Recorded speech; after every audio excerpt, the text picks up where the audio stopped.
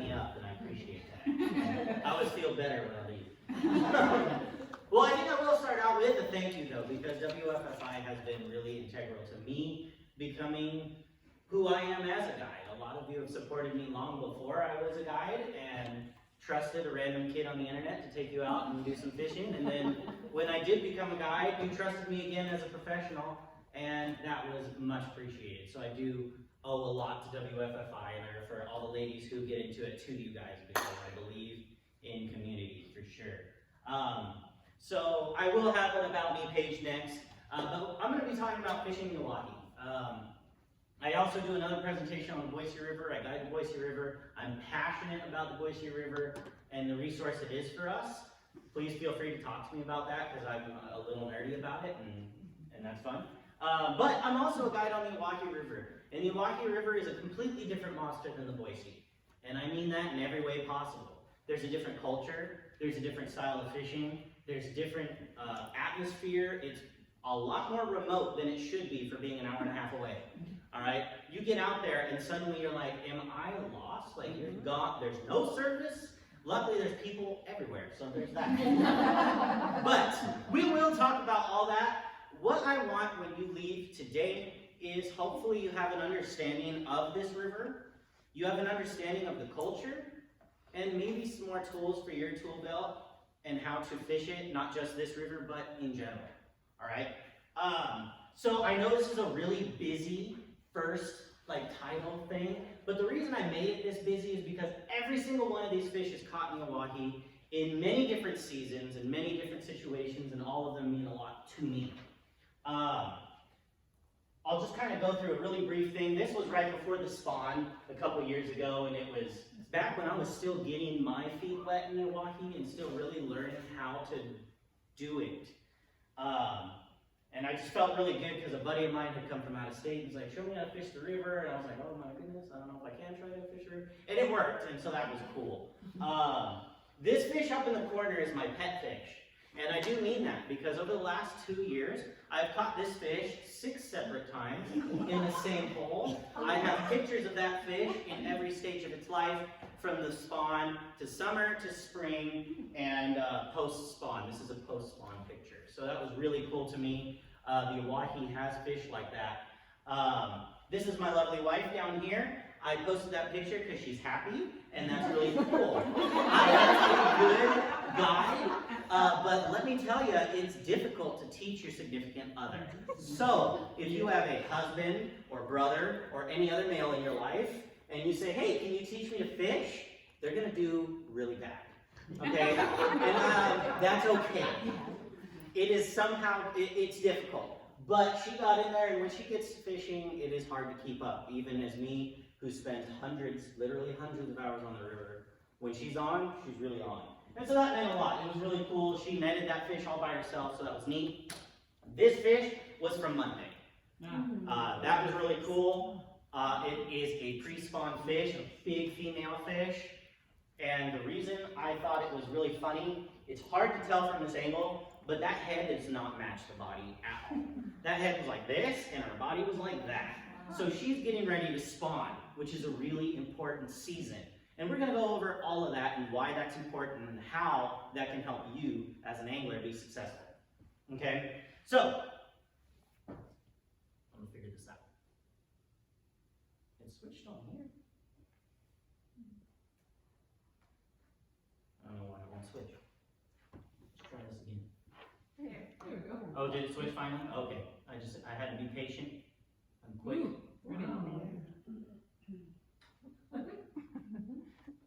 Wow. There we go. All right. So my name is Karry. I'm the co-owner and head guide for Vice Outdoors. That is the outfit that guides on the Boise River. I focus on education.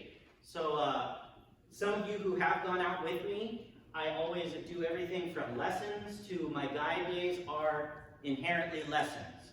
I want you to feel confident after a guide day.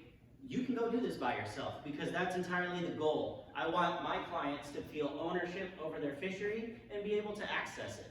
I guide on the Owyhee for Dreams on the Fly. I try to make that as clear as possible Dreams on the Fly is only the Owyhee. Vice Outdoors is only the Boise. I try not to cross those because Idaho and Oregon are really weird about their laws. So, I just want to make that clear. If we decide, hey, I want to hire you for a day on the Owyhee, that's amazing. We're going to do that through Dreams on the Fly. And so I'll just try, it sounds obnoxious, but I do just want that to be clear. But I take the same attitude on the guide days on the Owyhee. I'm trying to educate, trying to make an awareness there, right? I work part-time, that's actually wrong. I work full-time at English Fly Shop now. I'm an eternal student of the sport. And also I teach English as a second language. For the last 4 years, I've been in the elementary education system, teaching newcomers to the country to speak English. I am fluent in Spanish. I don't look like it, but I am. My name's Jose.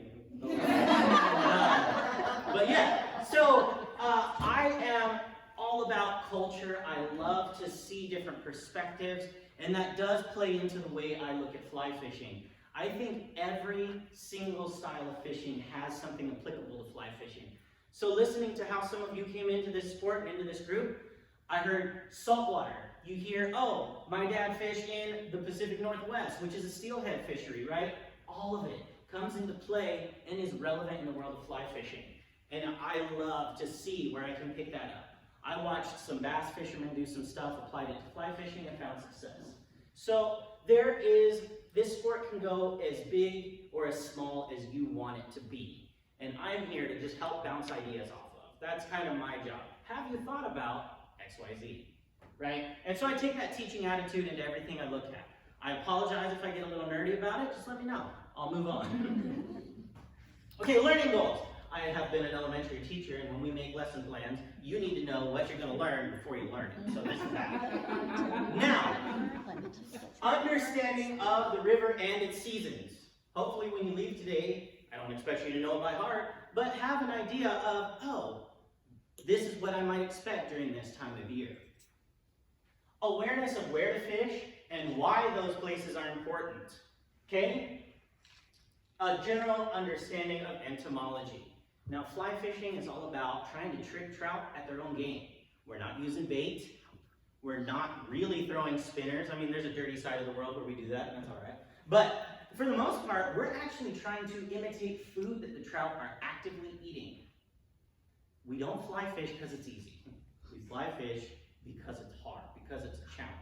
And when you're trying to trick trout at their own game, it takes a level of skill because you've got to understand the game they're playing. The game they're playing involves bugs. So we're going to learn about that, all right? All right. Whoa, why did it go to a question slide so quick? That was weird. We're going to come back to that at the end. What to catch? Brown trout. This is going to be the premier target on the Owyhee River. People come to the Owyhee from literally all over the world to catch these fish. A lot of people don't realize that an hour and a half from here, we have a blue ribbon fishery, one of the best brown trout fisheries in the lower 48. All right? We have the capability of growing massive fish. It's a very unique fishery. Now, this is one of my very personal favorite browns I ever caught. I actually caught it at this time 5 years ago. I caught that fish. All right? That fish was 24 inches from nose to tail, and I caught it on a size 24 zebra midge. Wow. Now, some of you are saying, wow, some of you don't understand that. What I want you to do is you think of the top of a pen. That's about how big that fly was. That was a very small fly. Big fish eat small bugs, okay? And we will touch on that a little bit. The midge is the bug that we as fly anglers love to hate. It's tiny, it's small, it's diminutive. I really can't stress that enough, but they are everywhere. There are fisheries in this world that only exist because of the midge. So, we hate that bug, but we have to give it respect where it's due, right? So big fish can be caught on tiny flies. But this is that main fish. This is what we're targeting. We're going to talk a little bit about this fish in its life cycle. So right now is fall, okay? And browns are fall spawners. What that means is, in the fall time is when they're going to start to make their reds. I have a slide on that in a second. Reds is just a fly fisher term for nests. That's where they're going to start to lay their eggs. That is when these fish are at their absolute most vulnerable. These fish are going to spawn in water 1 to 3 feet deep. That's not a lot of cover. Okay? There are still birds of prey, and there are anglers out there that will take advantage of that. That's going to be up to you as an angler to decide, do I ethically feel okay with fishing fish on their reds or not? I'm not here to tell you whether it's right or wrong. I will tell you personally, I do not fish reds if I can help it. But that's up to you. This game is fraught with ethics. The attitude of fly fishing is very much catch and release and conservation minded. Now don't get me wrong, when the crappie are biting in Owyhee Reservoir, I'm filling a cooler up, all right? And I will do it with a fly rod. Like, that's okay. That's fine. There's nothing wrong with your catch and keep. If you want to go to the Owyhee, catch a couple trout and fry them up that night, do it. That's fine. That's part of this conservation process. That's part of why we have the hatchery programs and stuff like that. It all supports us. That's great. But the brown trout are a mandatory catch and release on the Owyhee River. Okay? So if you hook one of these fish, we do everything possible to let it go unharmed and produce that next generation of fish. Okay? I know it's kind of an intense subject to bring it up that way, but it's really something we have to think about. We as anglers are predators. And it's weird to think about, like, what do you mean predators? We are actively hunting these fish. We are going to their habitat. We are reproducing their food. We are pulling them out of their habitat and causing them a great deal of stress. I'm not going to lie to you and say this doesn't harm the fish. In some ways, these fish will be hurt. You know, there's kind of a stat, it's a little bit humbling. 1 out of every 10 fish that you catch will likely not survive the encounter. That is a humbling statistic. Okay? I do my best to do safe catch and release practice. You can see in my pictures, I'm doing my best to stay away from gills, supporting the fish. I'm trying not to squeeze, but I have growth too. You may see some pictures on my social media where it's like, he's gripping the heck out of that fish. And I apologize, we're not all perfect. But, you know, this is what we have to think about, okay? This is why the conservation mindset is important. I really want to give you a big picture of what fly fishing is. It's more than just going out and catching fish. It's a predator-prey relationship, and how can we protect the resource that we have and still engage with it, right? Just something to think about. The next one is rainbow trout, and people don't think about this in the Owyhee. Both of these fish are caught in the Owyhee. This was about 2 months ago. This one was about a week ago, okay? And you can actually see that difference in coloration. Part of that is due to the Owyhee. The only fish that gets stocked in the Owyhee are rainbows, and it is stocked rarely. They don't stock it very often. Many times the rainbow trout that get stocked are brown trout food, because the browns will eat them all. Okay, so the rainbows that do grow up on the Owyhee River are no joke. When you hook one of these rainbows, they act very different than brown trout. I say this all the time, rainbow trout are not brown trout, and that's a good thing. They have a very different attitude. They'll get airborne, they'll zip, they'll zap, they'll do the whole thing. Browns are, I'm not gonna lie, browns are a little more boring when you kind of hook into them. They're not dynamic fighters, they're brutes. So you hook into a brown, and I have seen people hook one. I'm like, you're on a fish. I'm snagged. No. Do you see the tip of your rod going like this? That brown trout is shaking its head, telling you get out of here, right? So it's a different attitude. You hook into a rainbow and suddenly your reel might go, and then you hear the pop of death. You know, that's a bummer. But it's a different fish. Now these are spring spawners, okay? Now in the Owyhee, there is a wild population of rainbow trout that do spawn in the spring, and a lot of people don't give them the same respect as they give the browns, okay? These guys play a really important role in the river because the spring spawn, they're laying their eggs. That's the first protein the brown trout see after wintertime. They've made their whole life eating midges, tiny little bugs. I just told you how small they were. That's what they eat all winter. They see a trout egg flow downstream, that's a lot of protein. That's a very important piece of their puzzle for survival, okay? So, these are really important to the environment. They fight really hard. They're awesome. Their coloration is very beautiful. It can be more silvered out or more kind of colored up. And I do want to draw attention to the jaw right here. Do you see that there's like this red slash under there? A lot of times people are like, oh, it's a cut bow. Cut bows are not stocked in the Owyhee River. What that is a native red band strain. Okay? Now the native red band is the only rainbow trout native to the lower 48. Rainbow trout are an invasive species, believe it or not. The red band is native. And they will have this little slash under their jaw, very similar to a cutthroat trout. Okay? That's a good sign that this fish probably came from other wild fish. It has some of that wildness left in it. This fish right here, you can see, is very different. Very white, very pale. The coloration here is stronger. There's stronger pinks, more faded out pink, right? Still a very healthy fish. Fins are intact. The other thing I'm going to kind of point out, look at the difference in the mouth. Right here you can see some scars. This has a much cleaner mouth. The wild fish are a little pickier. They're not as reckless. Stocked fish will eat and eat and eat. And that rainbow is crazy. We let it go, 10 minutes later I saw it come right back. It's just crazy. The Owyhee has a weird phenomenon where if you stand there for about 5 minutes, I love doing this with my clients. I'll stand there and I will watch. The rainbow trout will start down there and they start working their way up. I don't tell my clients. And then eventually, I've had clients legit look at me like, why are you touching my legs? Like, and I'm like, do you see the distance between us? Look at your feet. And there's a rainbow trout hitting their leg. Like, can you move so I can eat the food? Like, it's super weird. Okay, like the Owyhee is an unreal fishery. All right? And these are a really fun target. You're going to notice that the rainbows will be in pockets. They're not really spread out throughout the river. They live in certain pockets. When you find a pocket of rainbow trout, it's pretty consistent. It'll kind of stay there. There may be some meandering, but for the most part, they own certain sections of the river.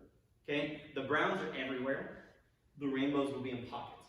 And that's really due to the fact that there's also no catch and release rules on the rainbow trout. So the Owyhee River, literally the only rule on the Owyhee River is catch and release on browns. You can go with bait, you can go with treble hooks, you can do whatever you want. And so as a result, the rainbows struggle. Because there are a lot of catch and keep people that go to the Owyhee. Those are the only ones they can keep. So this is again that conservation mindset. These are an important piece of the puzzle. And even though they can be retained, that goes down to you as the angler. Is this a fish I want to retain? Is this a fish I want to let go? I'm not here to tell you one way or the other, just a piece of awareness, right? Now, I have an obsession with this fish. Some of you are giggling because you know. Others will be introduced. This is a large-scale sucker. It is not a carp, okay?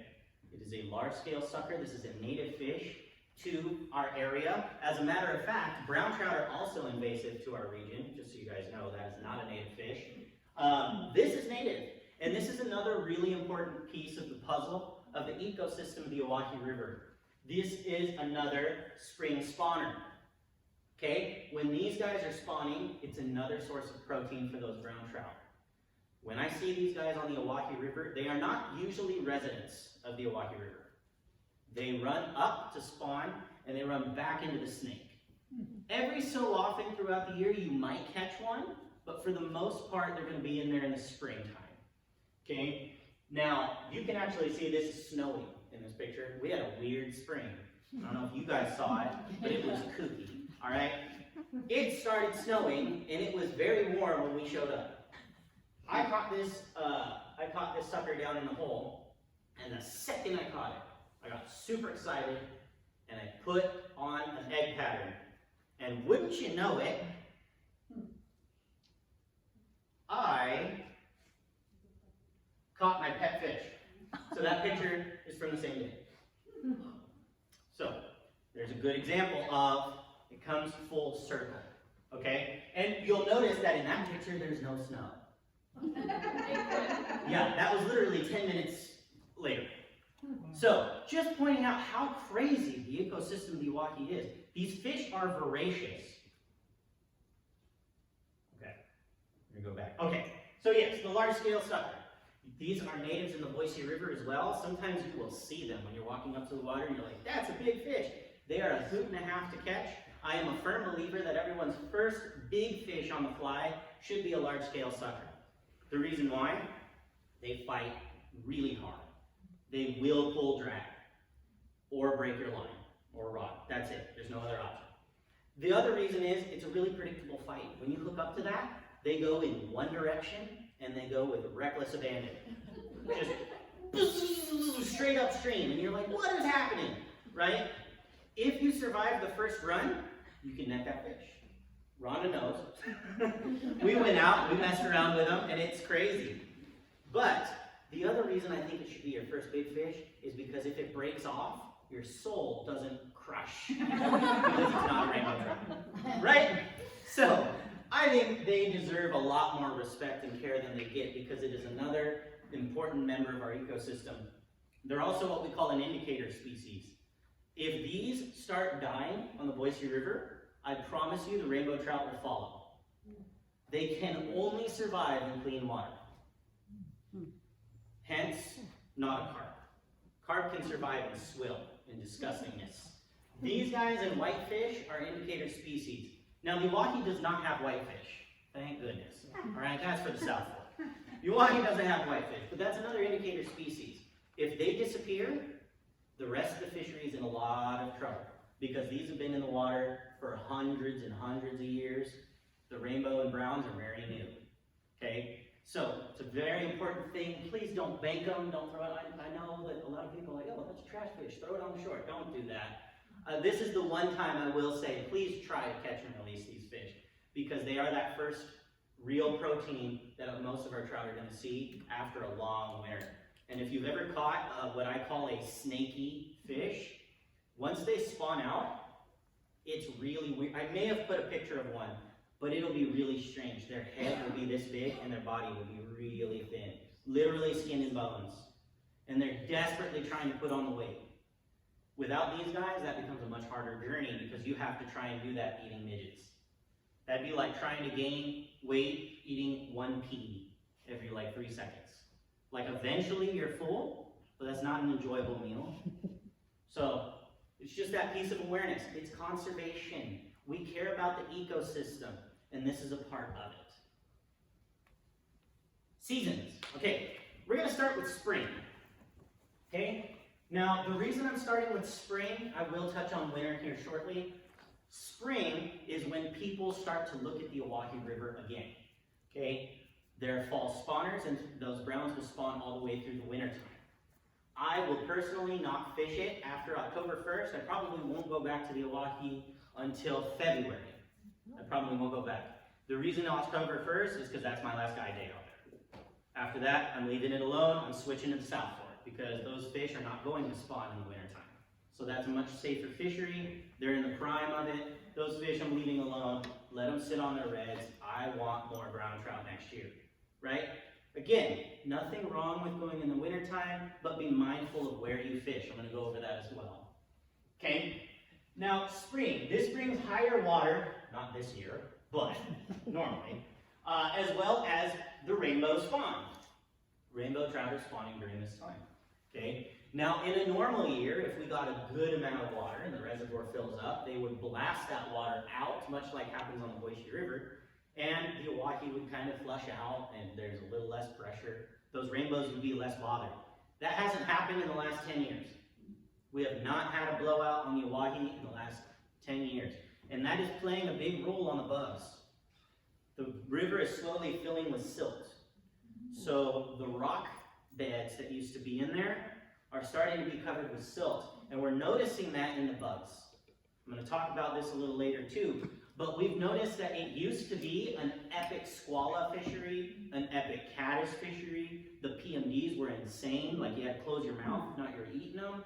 There used to be insane calabatus hatches. All of those require rock beds. All of them require the weeds to grow up and have that habitat. But as that gets covered with silt, we now have the burrowing bugs that do better than the clingers. Okay, and so we see more midges and we're seeing more blue-wing olives. Right? So these types of changes in the environment cause a change in the fishing as well. Okay? It's also a good time. Spring bugs include BWO. I'm going to say BWO a lot. Okay? I'm going to say PMD a lot. I always put in parenthesis what that actually means. Blue wing olive, it's a type of mayfly. PMD, pale morning dun. Here's a quiz question for you. When do pale morning duns hatch? Morning. The afternoon.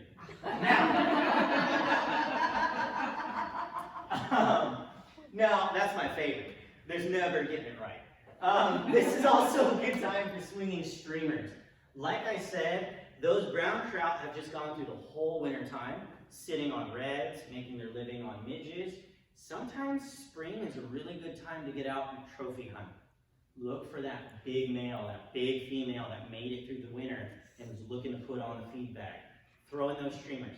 Now keep in mind, streamers can be really productive, but for the most part, you're making a mind switch. You're going from, I'm not gonna net 30 fish today, I'm gonna catch that one 30-inch fish, right? Like I'm catching the big one. That's the mindset to take when you're doing streamers. And spring can be a really good time to try that. Okay? So rainbows are spawning, be aware of reds. Reds is a nest, okay? And I will have pictures of what a red is, so that when you're walking around and you're looking like, oh, that might be a red. It's pretty obvious once you know what it looks like. It's this really cleared out patch of gravel. It'll be in 1 to 3 feet of water, and it's almost ghostly. You're walking and you're like, why is that so clean? It's a red. Those fish will clean the gravel all the way off so that their eggs can nestle between the cracks and they can have a good shot of staying put for the smolt to hatch, right? Summer. Now, we're just coming off of summer. We're finally seeing the switch to fall. With the break in that disgusting heat wave, we're finally getting weather that's conducive to low pressure systems. Today was a great example of that. We got some rain today. Rain usually means low pressure, which means bugs can hatch. The reason bugs hatch on low pressure days is because bugs actually have to fill with a gas bubble. Okay? They're crawling around on the bottom, and then something, I don't really know what it is, something tells them it's time to hatch, time to grow up. So they start pumping gases into their exoskeleton. They look pretty neat. They start to get a little shimmery. We have flies that mimic that. And they start to float up to the top. Some of them will actively swim to the top. But if the pressure system is high, they can't fill up with enough gas to break the surface. Okay? Hence, there's less dry fly bites in the middle of summer, particularly August. August is what we refer to as the dog days of summer. It's because it's grindy, it's hot, and it's just not generally fun because those bugs aren't coming off and those trout are on the bottom. Okay? Now, the Owyhee is a great place to go for dry fly fishing. It's incredible. It's weird to have 20-inch fish come up and eat something tiny, but it's exhilarating. A lot of people do not want to nymph the Owyhee. I'm not one of those people. Okay, I just want to make that clear. And I don't want you to be one of those people either. I want you to be willing to do what it takes. Absolutely have a preference. Absolutely. If you are a dry fly person, nothing wrong with that. Fish the heck out of those dries, right? But I do try to have people entertain the idea of other methods. It will make you a more successful angler, right? I love to nymph fish, but I went out on Monday and I forced myself to throw dry flies all day. Because I'm an instructor, I actually feel very passionate that I should be good at whatever I'm teaching, not just okay. And dry fly has always been my okay, bordering on good kind of facet. So I went out, I forced myself, I had a fantastic day. I netted something like 30 fish, which was cool, and I learned a lot. Pushed myself out of my comfort zone, and man, I'm gonna fill up my dry fly box again, because that was really fun. I think there's a really important kind of part of the fly fishing journey. You got to do what works to catch fish. You're always allowed to fish the way you prefer, but understand that the way you prefer may not be the way that catches fish, right? It's a single person sport, fly fishing. You play it however you want to play it. But understand that the way you want to play it may not be the way it needs to be played for the context you're in, okay? So this is all just to give you more tools. Oh, this is the context that's happening. Do I want to engage in that? That's your choice as the angler, right? So yes, summer will cause fish, it'll be more difficult in causing fish to stay in their holding lanes. The holding lane is the term that we use for where fish sit when they're not actively engaged in eating. They're sitting there. They're in a prime lie where there's just enough current to keep their gills going, but not so much that they have to swim all the time. They're just holding. They're waiting for something. And that's where the nymphs can come into play. Put food in front of them. I'll tell you what, I can go to a buffet and eat until I'm sick. If I get home and my wife makes popcorn, I'm having popcorn. Because it's right there. You know what I mean? And the trout are the same way. They may have just eaten a 6-inch trout, but if a midge floats right past their face, they'll probably eat it, right? So, just kind of that thing to keep in mind. If you're not going to pass on an easy meal, they're not either, okay? Fall. This is kind of where we're at now. We're just finishing up all those dog days of summer where it was awful, and the bluebird days are there, and the water's clear, and the fish see you, and you see the fish, and they see your fly, and they don't care. That's rough. Fall is nice because fall gives us cover again. When overcast days come over, you're not casting a shadow. You can give yourself a little leeway, right? If your shadow hits that water first, I don't know if any of you have been to Silver Creek, it is the most humbling, awesome, incredible, horrible fishery that exists. Because the first time you go there, you ruin your spot. Because you're walking up, you see these cattails, and you're like, oh, I'm walking, oh, I saw a fish rise, that's so exciting. And you're watching that fish, and the second you get to the water, you see a cloud of them go, because your shadow hit the water first. So then the next hole, you're like, okay, let me try it. Try it again. And then you're like, and then the fish goes, it's really rough, right? Fall gives us some leeway with that, okay? It also lowers that pressure system. When clouds come in, that's low pressure, that lets the gas bubbles fill up, and the bugs come up to the top. It's also going to change temperature, okay? As water temp cools, it triggers different things, okay? So when the water temperature after winter time, coming into spring, starts to warm up, it triggers rainbow trout to spawn. It triggers blue-wing olives to start hatching again, right? As that temperature continues to ramp up and hit into the low 50s, then we start to see the PMDs, the Pam morning duns. They start waking up. And the caddis start waking up. The swallows wake up. The midges and the blue wings start to go down back to sleep. That's a little warm for them. They're going to hold off, right? Summertime, nothing's really going on because it's awful, right? And then the fall comes down and the temperature starts to drop, and now we do the reverse. PMDs start to come off again. Caddis comes off again. Swallows do not. That's only a spring thing. And then it gets colder, and this is the season we're in right now. Blue-wing olives and midges. Like crazy.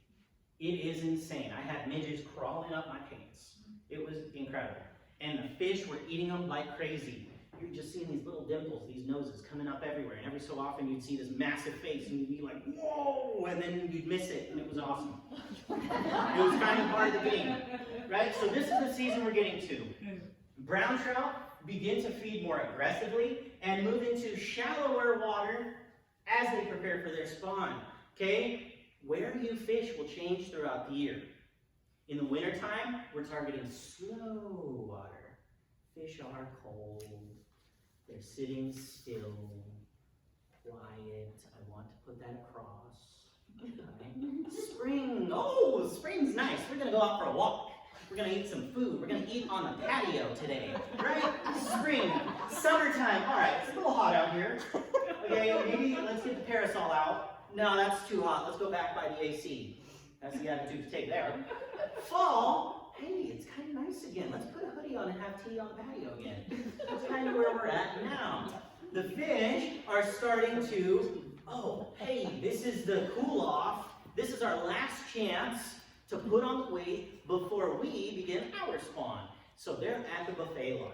When you find those bugs hatching, you'll find lots of fish, right? This is also the season to start throwing streamers again. For the same reason as spring. They need food, they need protein, they need weight. This is the time to target the truly big fish. Especially the females. And the reason I say the females, they're the ones who have the eggs, and they get significantly bigger than the males do. It's pretty crazy. They are very aggressive. So again, if you're putting a streamer on, understand you are trophy hunting. These fish are keyed on these tiny bugs. Why would they go chase something if they can sit in one spot and eat 100 bugs, right? So you're trying to pull the really big fish that need more protein into the game, okay? We're tricking them at their own game. They need food. We're mimicking that food, right? That's the mindset you want to get into, okay? It sounds crazy, but it is predator-prey relationship. If you understand your prey, you're a better predator, right? So that's how we're going to look at it. I know that's a little harsh, but it's the mindset. All right, now here's the one I was talking about, reds. Okay, here's two different examples of reds. Here, this one's a little more clear. You see how everything's a darker color, and then suddenly there's this shade here that's really bright? That's a red. That's what you're looking for. Avoid it at all costs. Even if there's no fish sitting on the red, there's still eggs in that red, okay? Those reds will hold eggs for almost 2 months. That's a while. That's a big margin of error, okay? And they always choose to spawn in the best places to cross, okay? Because 1 to 3 feet. I'm not crossing in 4 feet of water in the middle of winter. That is awful. And also, I'm too short for that.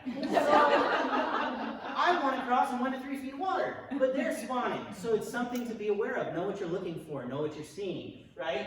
Now, this one is a little bit more reminiscent of kind of Silver Creek, where you can see it's more of a hole even through the weeds. They push everything out, okay? They need that to be as clean as possible so the eggs can have good purchase and hatch effectively. It also gives them a very set territory to patrol with their partner. If you go out to the Owyhee River right now, you will start to notice pairs of fish. They are not spawning yet, but they are starting to move up into riffles, and they're starting to get aggressive. I watched a big female starting to stake out her claim on Monday. She was sitting in this spot. I can tell exactly where she's going to put her red, and she was actively pushing fish out. There was another equally large fish, which I assumed to be the male, was coming in, and she wasn't pushing that fish out really. So they're starting to pair up. They're starting to stake claims. These are important things to notice when you're on the river. If you have a brown trout within 5 feet of you, and you're not seeing that mouth open all the time, it's just sort of sitting there, it's staging up. It's getting ready, okay?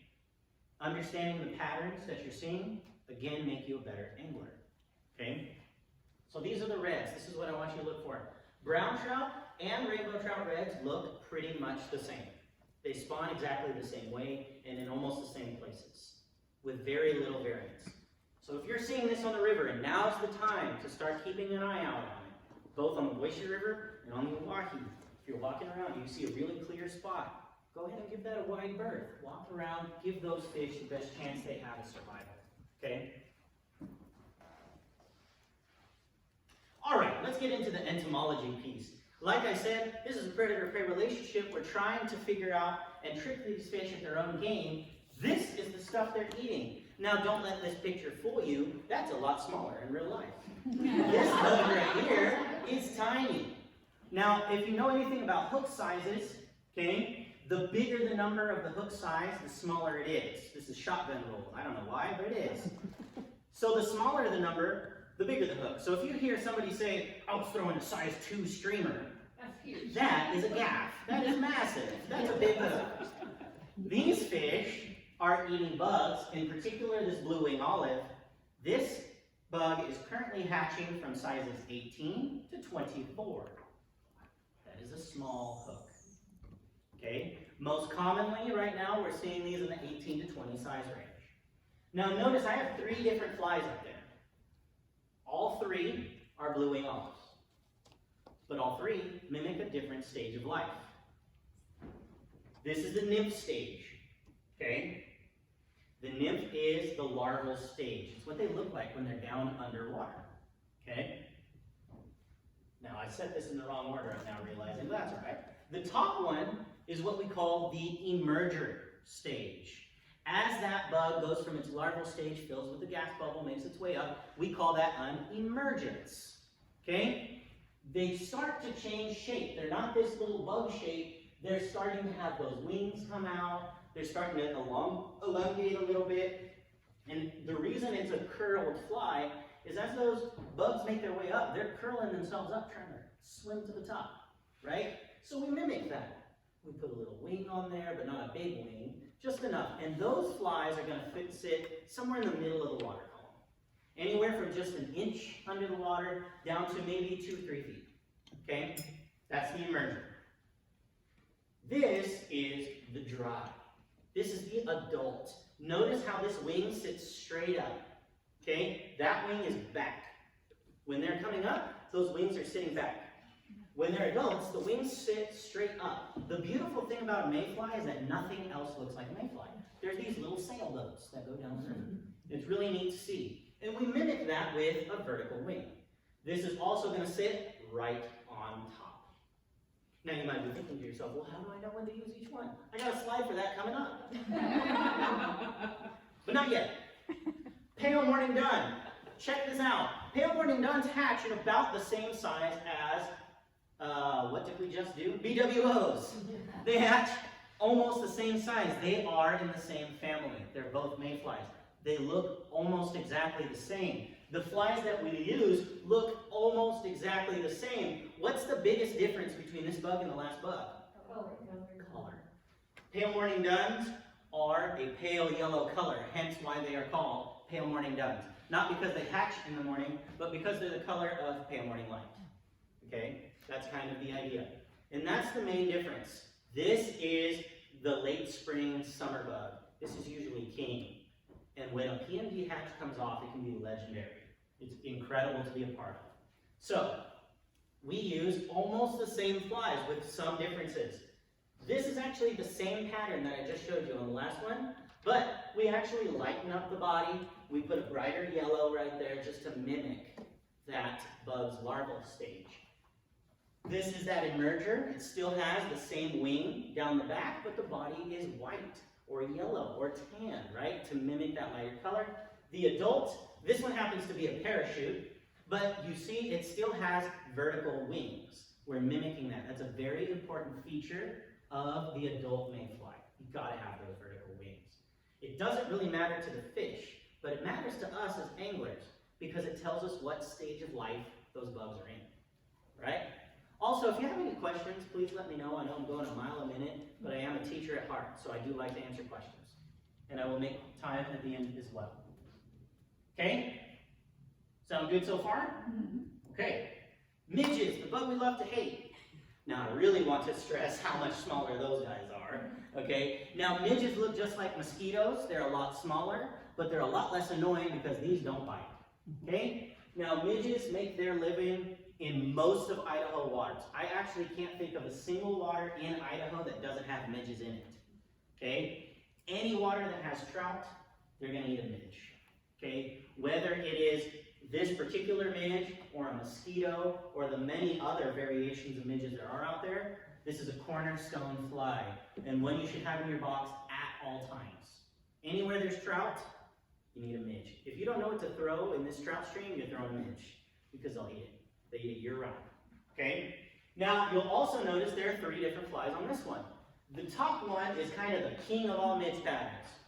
That is the zebra midge. We use that everywhere. And some of you ladies are very talented stillwater fishermen, and you fish this fly in a much larger size. We call them chronomids, right? And that's in the midge family. They just happen to be bigger and typically in still water. Okay? Understanding all that life cycle makes you a better angler all around. Now, the midges that are hatching on the Owyhee right now are anywhere from size 20, that's actually a lie, they're probably from size 22, all the way down to size 30. Now, I don't recommend you go to the river and throw size 30 flies.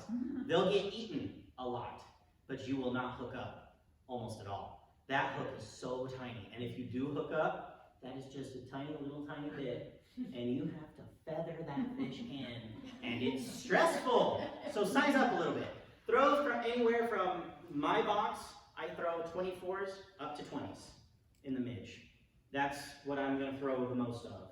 Sometimes I'll go to an 18, and if I'm in still water, I'll go all the way up to 12, depending on where I'm at. But right now in Milwaukee, they are really small. 20s, 22s, and 24s are what you're throwing. Okay? Don't be intimidated by the little hooks. It's kind of scary. If you have to buy them and not tie them, there's no shame in that. I still buy tons of flies. Okay? But we do try to mitigate that by getting a wider gap hook so there's a little bit more to grab onto. This is the emerger. And again, notice that wing, this wing goes straight up. The mayfly one went straight up, but it was perpendicular to the fly. This one is in parallel with the fly. And so what this one's doing is it's just going to sit right in the film of the water, and it's mimicking this bug trying to break the surface. These are flies that you should absolutely be throwing on the Owyhee right now, because they're at every stage here. And then we have the dry fly version of a midge. Now that's a little oxymoronic to say a dry fly midge because they are tiny. So I usually do something like a blue wing olive that's a little bit bigger so I can see it, and then I'll put that midge off behind it so I have a shot of catching that fish. This is the season where you may not be able to see your flies, okay? So what you gotta do is you make this cast, and you're like, I'm pretty positive they landed there. You may even see a ripple, which is really helpful. You'll see it land. Then you have to gauge the speed of the water, and you're watching, you're like, I think they're there, I think they're there, I think they're there. Then if a fish rises anywhere near it, you're like, sit! Right? Sometimes there's a fish, and sometimes your flies are 6 feet down. But that's the game we're gonna play, right? That's what they're eating, okay? So, this is the midge, yes? How far do you tag that midge behind you? That's a great question. So when I'm throwing almost any rig, I almost always throw 2 flies. It's just, in my opinion, it's one of the better ways to do it. And talk to me later, I can explain why and how we'll do that. But typically I'm gonna go about 18 inches away. Sometimes in dry fly scenarios, I'll get myself out to 24 so that when they land, they don't kind of bunch together. They land with some distance, but typically I'm around that 18-inch range. Yeah. Okay, so the midges. It's that bug we love to hate, but it is the cornerstone bug of the trout world. It's really, really important. Okay, you should have them in your box, and you can tie them in any color, and they'll get eaten. And I have tied them in hot pink, in purple. I have tied them in red, black. If you know me, I love purple, so everything's in purple. So, yeah, they will eat it in any color. This is a size thing more than anything. It's tiny, they'll eat it, right? That's kind of the goal. Size is really important on the Owyhee. I'd say even more important than the fly you choose. The wrong fly in the right place and size is the right fly. So you could throw a parachute Adams, which does not mimic any of those bugs really, but if you throw a size 20, it's going to get eaten because it matches the size and profile, right? So don't be like, well, I don't have any of those patterns in my box. It's all right. If they're eating tiny stuff, put the smallest fly on you have and go with it. You'll probably find success. Squalla. Now I put this one on here because this bug is struggling currently in the Owyhee River. If you would have asked somebody 10 years ago what bug they're going to throw in the spring, without question, they'd say the squalla. This is a member of the stonefly family. We have them in the Owyhee as well as the South Fork of the Boise. Okay? Now, they're kind of creepy little bugs when they're hatching. They look like flying cockroaches. They'll scare you a little bit. They're absolutely harmless. But this is the nymph. That's the adult. Notice there's not an emerger. It's because these don't hatch in the water. They actually climb onto rocks. They climb onto plants. They hatch outside of the plant. Sometimes the adults fall back on the water, and especially the females to lay the eggs, right? So those are the 2 parts of life that we're going to be targeting on the squalla, all right? And this is a spring bug.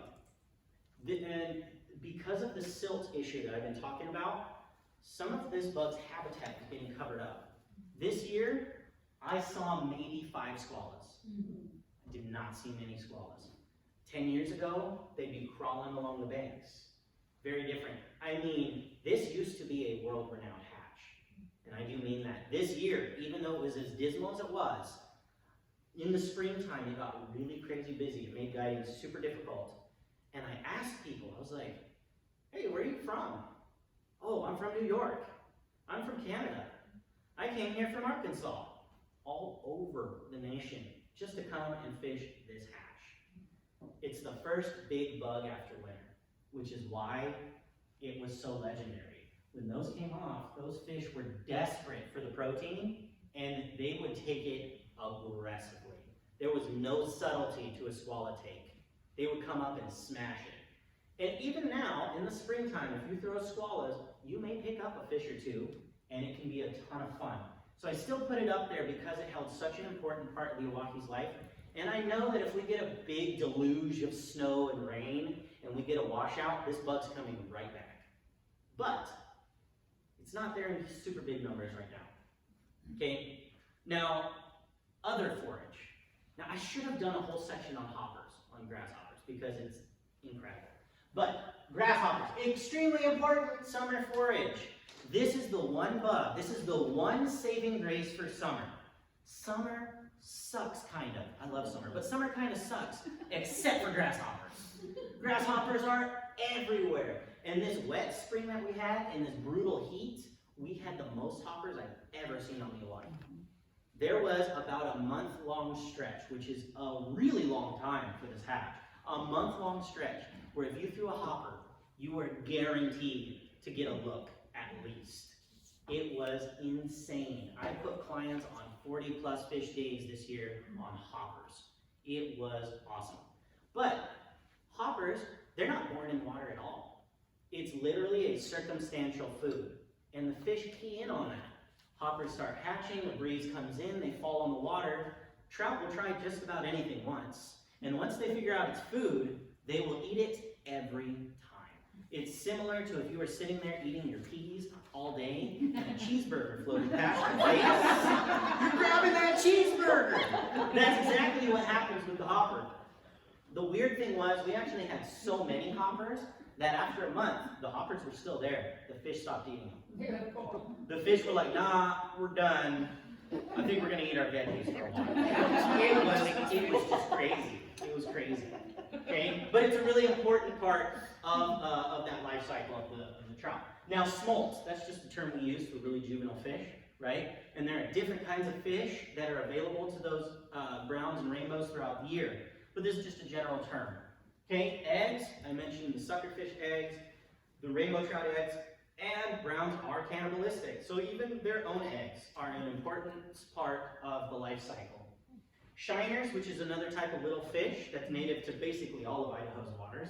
If you look at them, they look kind of like an aquarium fish. Some of them will have just like a little line on their edge. They're a very important forage species for our trout. Damselflies and dragonflies. We all know what those look like. Those are very important. When they're hatching, the fish will key in on them. And crane flies. Nobody knows what a crane fly is until I say it's a mosquito hawk. And then suddenly people are like, oh, those creepy things. Yeah, they're actually an aquatic insect, and the browns would be reckless for them. And now is about that time for crane flies. So if you're on the river and you see that big mosquito hawk doing its hopping thing, you can throw some of those big patterns and skate it along. Sometimes we can get some really nice fish doing that. It's not something you'd make a day out of, but it can be really fun when it presents itself. So does the entomology piece kind of make a little bit of sense? Yeah. Okay? The lesson I really want you to get out of that is not memorization of everything, but I want to just stress the importance of column, right? There was a dry fly, which is on top. There was an emerger, which is in the middle. There's the nymph that's on the bottom. Okay? That's as hard as fly fishing is. The first step, you gotta figure out where they at in the water. Once you know where they're at in the water, you have a shot at catching them. Rhonda doesn't believe me. She's there. That's okay. The Boise is weird, I'll have to say that. Okay, how do I know what to throw? I'm out here, my box is full and the fish are doing stuff and I don't know. Okay, this first picture. Now, for the sake of honesty, these two pictures I didn't take and I don't know where they were taken. I stole those off the internet. But it's because they put across what I want to show you. This right here is a classic rise. Look at this, it's actually eating a trico, which is a member of the mayfly family, sorry. Now, that fish, you see how its head came out of the water first? That is a true dry fly rise. That's perfection. That's textbook. If you look at dry fly in the dictionary, boom, right there. That's perfect. If you get to the water and you're seeing faces, they're eating dry dries. Throw some dries. See if you can see the bug flying around. If you don't see a bug flying around, you're seeing faces, they're eating midges. Okay, something tiny, right? But that is the first indication. Okay, they're eating some dries. Maybe that's what I'm going to throw right now. Now this is kind of what we call porpoising. Okay, and if you've ever seen a dolphin or a whale come up and take a breath, their face doesn't come out of the water. Rather, it's just the blowhole that comes out. So we call this porpoising. The fish are coming up and eating something near the surface, but not on the surface. That means they're eating an emerger. They're somewhere in the water column. Okay? So if you see that, don't throw a dry fly. It will probably get snubbed. You might get lucky every so often, but for the most part, we're going to go to those emerger patterns. We want it to get just under the water, right? Maybe it needs to be a little deeper, maybe it needs to be higher, but we've got to get under the water to catch these porpoising fish. And I didn't show a picture of it because it'd be really boring, but if you get to the water and there's nothing happening, you should throw a nymph. Right? Let's get down. They're in there holding weights. Okay? Does that make sense? So next time you get to the river, I want you to use that system to at least get a starting point. Oh, fish are rising. Maybe I'll throw on top. I see some tails. I see some dorsal fins. Maybe I'll get under the surface a little bit. There's nothing out here. You're going to nymph. Okay? That's your checks and balance. Okay? Now the Boise, you're rarely going to see these two. It just doesn't happen very much on the Boise. We're a nymph fishery for the most part. So if you've ever found a lot of frustration, I've been out there for hours and I threw my dry flies and I threw the caddis and I threw the midge and I didn't get anything. It's probably because those fish are way down. Okay? So the Boise gets a bad rap for being a bad fishery. It's not. It's just difficult because they're all underwater. Okay? There are exceptions to that rule, but for the most part, that's how we look at it. Does this part make sense? Excellent. Okay, good. I realize I've talked a lot, so I'm kind of moving along. Now, things to aid in choosing the right fly. We just figured out what family of flies to throw, like dry, emerger, nymph, right? And streamer would fall in the same category as kind of the nymph game. If you don't see anything happening, that could be a good time to throw streamers, right?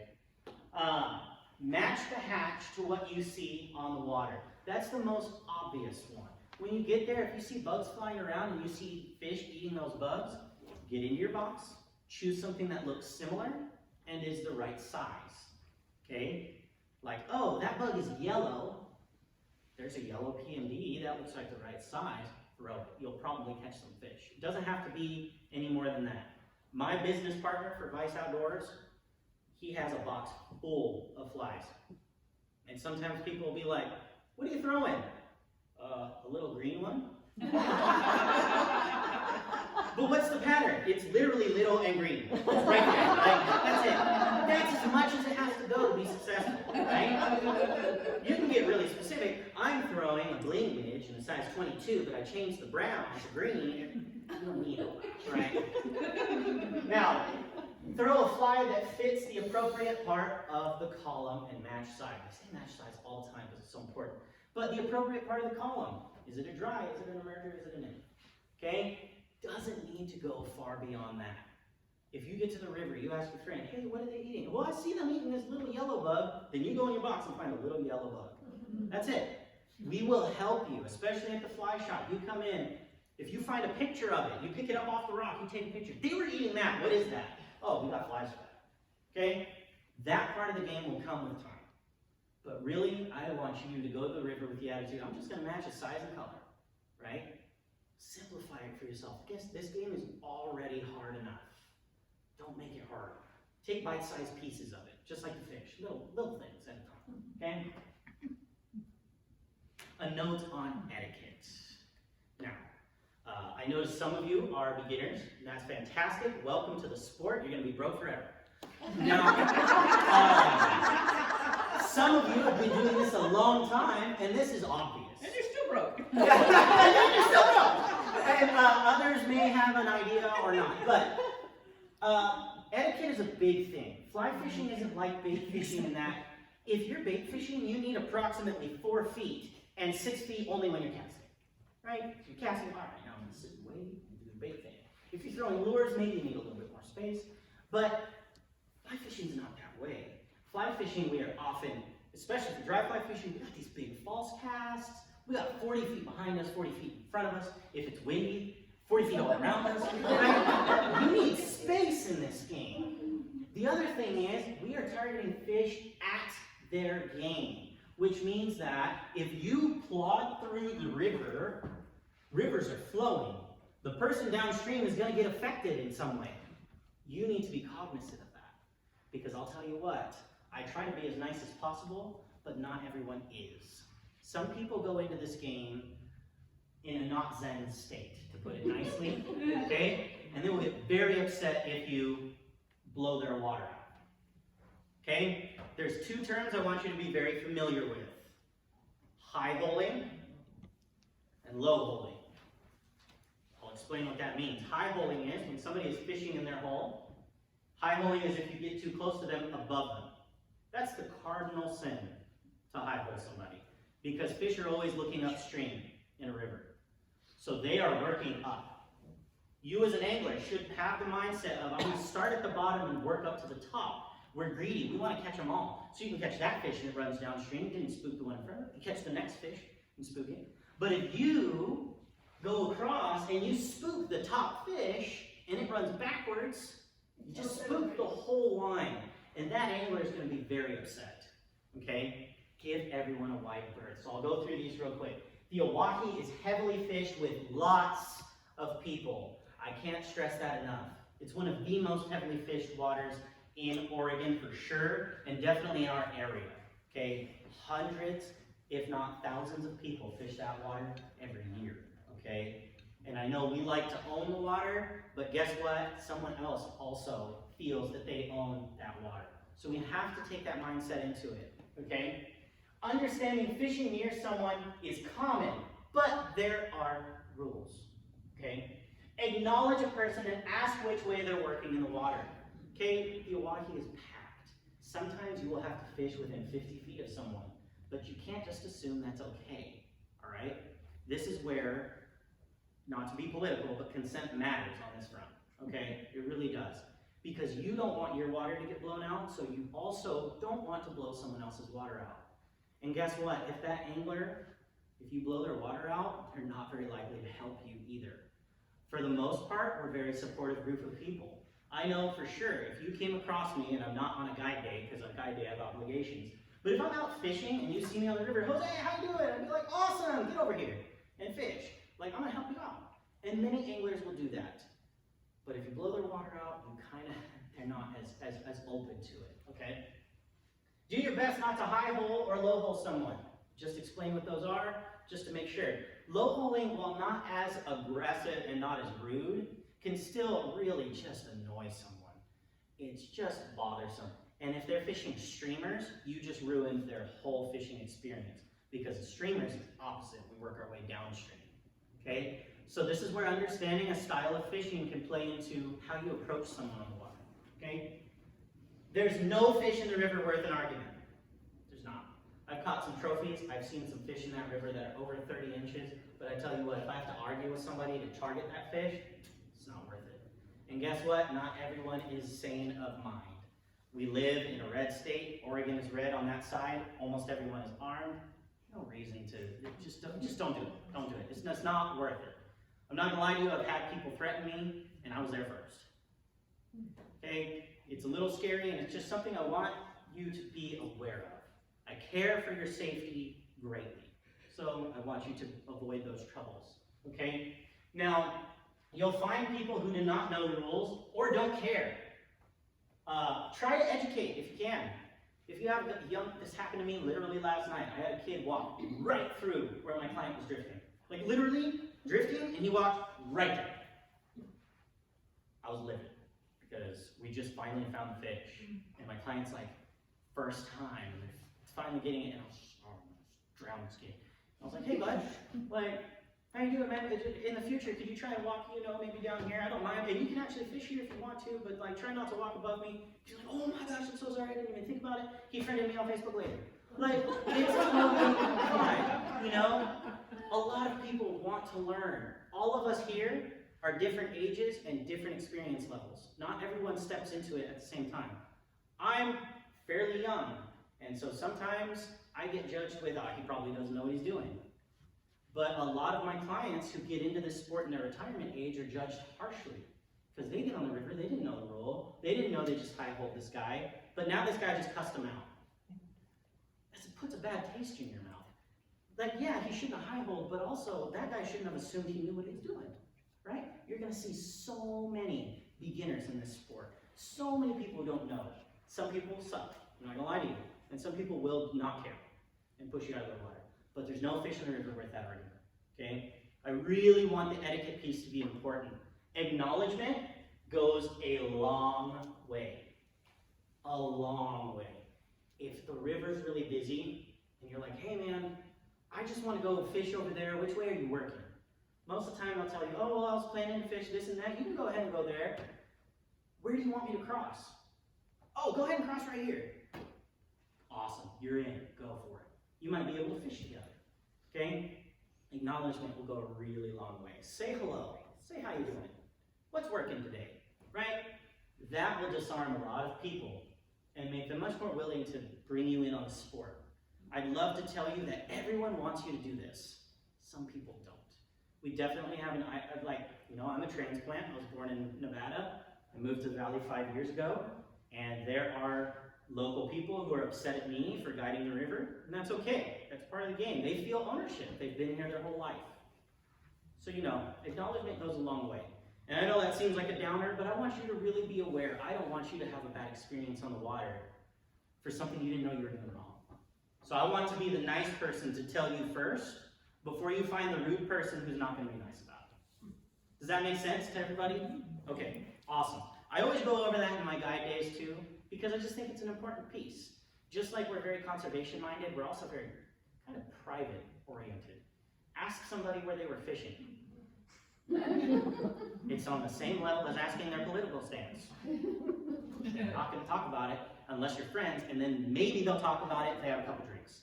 Like, it's just that way. Okay?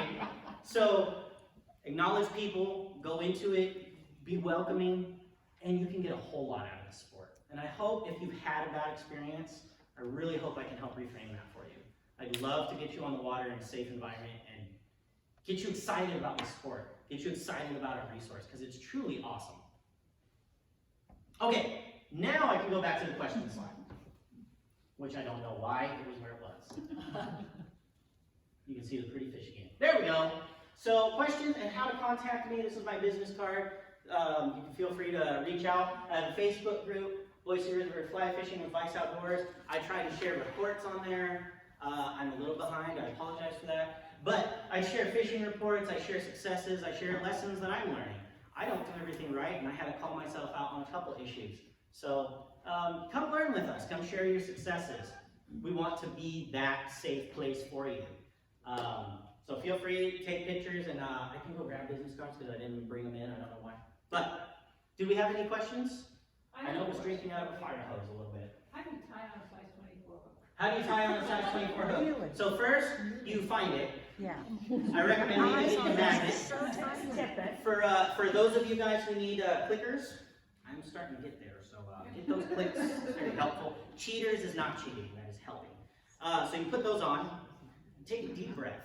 You take a deep breath. You find your 5 or 6X, tip it. Yep, your 6X, tip it, and then you go for it. You give it 3 tries. If it doesn't work, take a break. Reset, and try again until success. That's how you tie up Say what? Yeah, you'll drop it, and then words will come out of your mouth. So, Isn't there a little tool now that... There are a few tools that are very helpful for that, yes. I have to confess, I have a needle threader in my bag. You see And it's that? got this Yes. little light on it, it flips up, and it came from Walmart. But those eyes are so tiny, I'm old, I can't see it. So I That's a cheat. pro tip. The I sewing section cheat. is really helpful. So yes, thank you for sharing that. I've done the threader thing too. The other thing that really helps is a sharp set of nippers. And the reason why, it will cut your line flat and straight, and it won't flare out. If you find yourself using your teeth, which I do all the time, and it's terrible, and I'm trying not to, you'll actually see it will flatten it, then snap off, that will be really hard to thread up. So a sharp set of nippers, and you can even put it on an angle and cut your tippet at an angle. That will help give you a sharper point to kind of get through there. Makes sense. But yeah, definitely take your time with those small flies. If it gets frustrating, get a bigger fly and just fish that. Honestly. It needs to be fun. Yes. General about the temperature on the river, your take on it, how it's changing, or how it's That's a affecting it? fantastic question. So temperature, this is a heavily debated topic because we have the red band rainbow trout can feed effectively in water up to almost 80 degrees. That's crazy. However, their genetics are such they've been in high deserts the entirety of their existence, and they have genetic markers to help them. The rainbow trout that are stocked here are typically strains that are from Montana. So when water hits around 65 degrees, you're going to start to see a decrease in their appetite. You're going to start to see a decrease in successful releases. You might start to kill fish. At 70 degrees, I'm not going to tell you what to do, but consider not fishing. Or fish early morning or late evening when the water has time to get down. It's pretty safe all the way up to about 65. 65 and up, it starts to get dicey. 75 and up, you're gonna kill fish. It's gonna happen. Right, but do you see the river itself changing temperature Oh. over time? I guess Yes. is what I meant. Yes, and the main reason for that is reservoirs. So the Owyhee River, if we have another winter like the one we just had, we're gonna be in real trouble with the Owyhee because we are gonna see it hit above 60 degrees, which hasn't happened in a long time. Really? That river flows very cold. The Owyhee Reservoir is massive. Even at its minimum pool, like empty, they're not pulling water out, it is still bigger than Lucky Peak, Anderson Ranch, and Arrow Rock combined. So when it is full, it is a truly massive reservoir. As a result, the water is usually really cold. Even in the middle of summer when we had 100-degree days, clients, what do I take to the river? You can take sunglasses, sunscreen, sun shirt, and winter socks. What are you talking about? Your feet will get cold. It's a cold river. However, the less water is in that reservoir, the more the thermocline creeps downwards, and eventually that dam is going to have to pull water from the warm sections, which will warm the river up. That's a big issue. The Boise River does get hot. We saw it get unsafe briefly this summer. We saw it hit 70 degrees. And I stopped fishing it, or I had to move way up toward Barber to where the water was a little colder. You'll find, but that's helpful too, because there can be up to 5-degree difference every couple miles of the river. So in the dead of winter, when up by Barber is 32 degrees, literally like freezing, you can go over to Star and you can be in water 38 to 40 degrees and still find active fish. So understanding the solar load and understanding how water temperature increases, again, makes you a more successful angler. But as a whole, we are starting to see all of our waters, including Silver Creek and the Henry's Fort, we're starting to see temperatures creep up because reservoirs are just not filling. So that's another important thing that we have to think about. And it's that ethics piece. Where do we fall into that? How are we advocates for the fish? When do we have to stop? Idaho doesn't care about our fish. I'm going to be blunt with you. They don't. There's not hoot owls put into place in Idaho. So we tend to do that as anglers. Explain what hoot owls are. Oh, yeah. So a hoot owl, Montana's famous for doing this. A hoot owl means you can only fish in a set time. So Montana typically does, you can fish from, I think it's 6 a.m. until 2 a.m.? 2 p.m. Until 2 p.m. 2 That's p.m. right. to Yes, midnight, yes. and there's no fishing. Yes, and then you can't fish for the rest of that time. And it's just to give those trout a shot at being cooler. But that's a fantastic question and one that we are keeping an eye on. Our late spring really saved us in the valley. It really, really saved us. It was going to be really scary. But we filled up and we actually had an overabundance of water. So that was cool. That was good. But, yeah. Yep. I heard that, like during COVID, people went out and got licenses, fished, didn't know what they were doing, Yes. went over to the Owyhee and kept fish. Okay. Yes. So that the brown population actually got a lot, those big trophy ones that everyone put back, Mhm. kind of went home. Yes, you are correct. There was the biggest growth in the fishing industry in the last 30 years happened during COVID. It was so massive that certain things disappeared. you could not find split shot. There was a nationwide shortage of split shot. There was a nationwide shortage of tippet. Boots, waders, disappeared. You couldn't get them. Now that was also a supply chain issue, but they disappeared from shops. We couldn't keep 5 weights in shop. When I tell you that every time we got a shipment of 5 weights, they were already sold. I mean, it was insane the number of people who got into it. But it was awesome because now we've seen this really cool conversation happening. For the first time, the president has actually given out an outright statement regarding the dams that are on the Snake River. That's never happened before. And it's all because people got into the sport and are taking ownership of it. Now, in regard to the Owyhee River, yes, there are people who go out and keep browns. I highly recommend take pictures of license plates and report that. The more ownership we take of the Owyhee, hopefully there'll be some enforcement.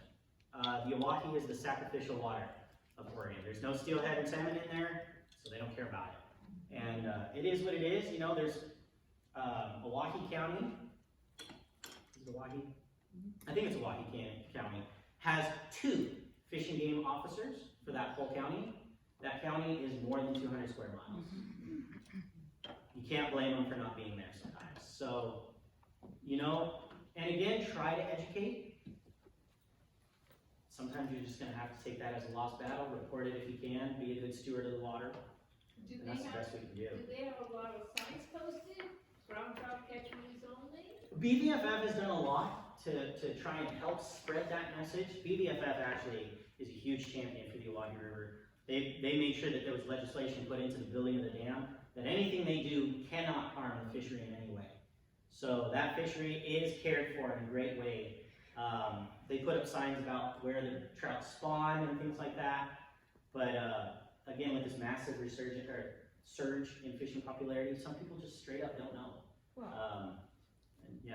and in general, you know, when you go fishing, if you're going fishing someplace new, you're supposed to look at your regulations. Right. I mean, Yeah, don't You just are. assume, You are. oh, well, it's whatever. A lot of people don't. A lot of people don't. But I you know, mean, you know, you might Right. just say, you might wanna check your regulations on that, sir. Yeah, then pigs and run, you might wanna just mind your own business. I'm sure Yeah. they'll say more than that. And you know what? Honestly, Ask them to if check. that's the response you get, mind it, I guess. I mean, it sucks. As a guide, sometimes I've watched people get a stringer, and I'm like, hey, you know it's catch and release, right? Who the heck are you? And they don't even use heck, but you know they're using heck. Yeah. They get all up in my face, and I'm like, look, dude, I'm just gonna be the nice guy to tell you, because there's other people who won't be nice about it. And I just want You see somebody out with your phone taking pictures, you better. Yeah. That's the problem. If anyone's taking pictures of you and you're not looking really cool, might be a problem. But no, anyway, yeah, it's hard. The conservation issue, there's never a truly right answer. There's lots of gray in this game, and it's going to come down. I can give you my opinion, but I can't stress enough that my opinion is just that. It's an opinion, and you know, I'll tell you what I need to help you build your own. But that's how I try to go about it. And where did you find that purple net? 'Cause I want Yeah. Asking the real questions. I also have a purple vice.